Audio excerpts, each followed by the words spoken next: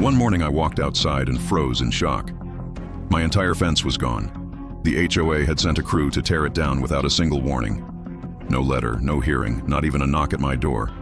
They claimed my fence was not uniform with community standards. But that fence had been standing for over 20 years. It kept my kids safe while they played in the yard. It kept my dog from wandering into the street, and it gave my family privacy from the busy road outside. Now, my yard was wide open. Stray dogs wandered across the grass. Trash blew in with the wind, and my children could not step outside without fear.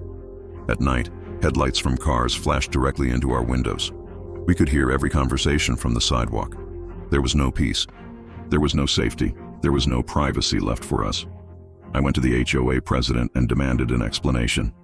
He looked me in the eye and smirked. "Community rules," he said. Then he turned away and left me standing there. For days, my family lived exposed and uncomfortable. The HOA even sent me a fine for removing an eyesore. They destroyed my fence and now they wanted me to pay for it. That was the last straw.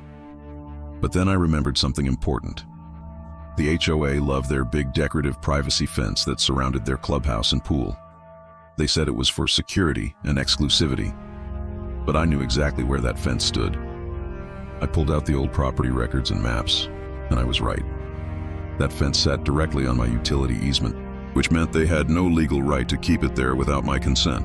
So I made some calls, first to the county, then to my lawyer, and finally to a local crew. By sundown, workers were removing their fence panel by panel.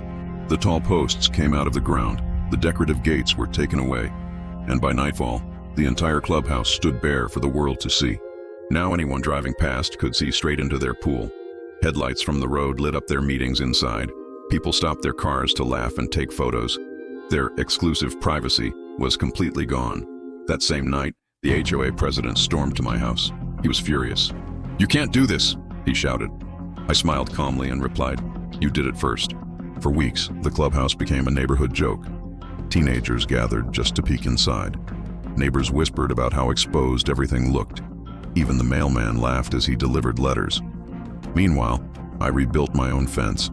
This time it was taller, it was stronger, and it was lined with thorn bushes along the border. My yard was safe again. My children could play freely.